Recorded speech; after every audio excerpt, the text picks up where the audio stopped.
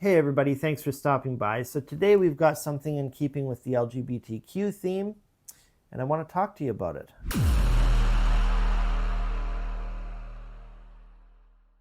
All right, everybody, so today we're talking about a novel called Young Mungo by Douglas Stuart.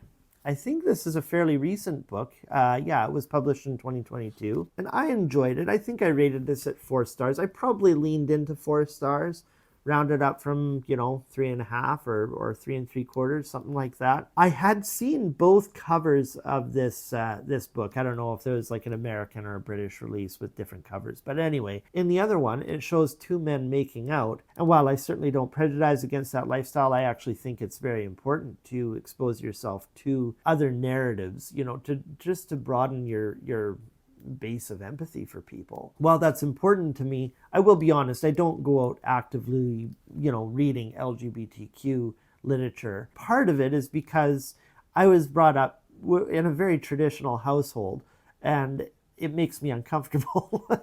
Again, I don't judge it. What literature I have read in the LGBTQ milieu, like, for example, Madeline Miller's The Song of Achilles was a really, really good retelling of that story. And it was actually probably truer to the spirit of the story before the Catholics sort of rewrote the story. But anyway, and there's been other books with that theme, like, Taylor Jenkins reads The Seven Husbands of Evelyn Hugo. There's been many others. And so anyway, I didn't actually associate it with that other book cover that I had also seen. I had just seen this, and there's nothing suggestive in this cover. So anyway, that's how I ended up with it. But I'm sure glad I read it. As I said a moment ago, I think it does contribute to people's baseline of empathy just to hear and be exposed to other narratives. I don't especially want to read anything kind of approaching softcore porn or anything in that direction because it makes me uncomfortable, but this was definitely more in keeping with the story, and I would say as a literary fiction it was really quite good. So basically it follows this character, young Mungo, who's a Protestant living in Glasgow. There's sort of a romance that's sparked between this other character, James, who's a Catholic. It explores a lot of the LGBTQ theme, but also the theme of violence within this particular community, the territorial aggressions and the sectarian aggressions. Mungo is kind of white trash, sort of a trailer trash character, along with his family. And so, there's a lot of grit that's brought into this book. I would say grit in two aspects. The one, just hard living, sort of not yokel, but you know what I mean, like trailer trash, as they say, the real hard scrabble of some of these areas. But also kind of gritty in his writing style. There's a lot of word pictures in there that I could have done without. I'm not talking about the sexual parts. Actually, those remained on the tame side. I would say Madeline Miller was a little more graphic than that. More like bodily functions and stuff like that. It just wasn't enjoyable. It was kind of gritty, to read that. And I don't really care for that style of writing. But the plot was very strong. And I also I would say as literary fiction goes, I would say Douglas Stuart has kind of a unique verve for ambiguity on some of the most important elements in the book, and I like that.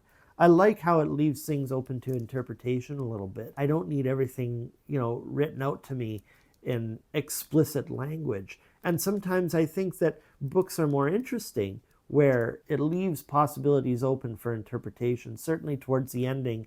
But there was another part in this book that it wasn't totally clear about what exactly happened. And so you're left to make it up as you go. And I really enjoy that. Some people find it unsettling. It's like, well, what actually happened here? What I appreciate about that style of writing, in fact, it's really pronounced in another book I just read, The Librarianist. I would say kind of bordering on the elusive. When there's a little bit of it, I really enjoy that, because I think when we're talking about books or plot lines, I see this in movies all the time. When people start talking about it, they want to fit it into their own narrative, or they want to say, no, this is actually what happened for sure. And they kind of take the most direct route to the ending they think that it was asserting, or what happened in this particular scene.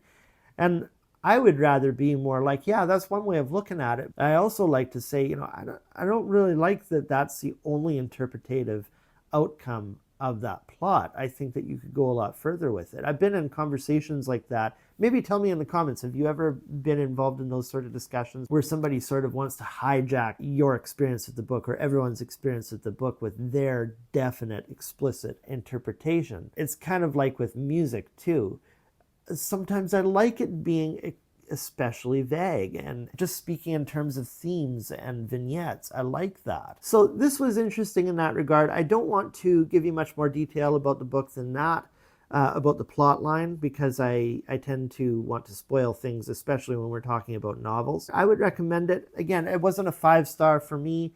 In fact, it wasn't really a full 4 stars, although I had to lean up to that. But definitely worth your time, and I would love to hear what you guys made of this book in the comments. Let me know, and we'll see you down there. Thanks for stopping by. Hey everyone, I hope you liked this video. If you want more like the one you just watched, click the suggested video on this screen. Make sure you subscribe, and to connect with me on my other platforms, my handles are linked below in the description, alright? Take care, peeps. Till next time.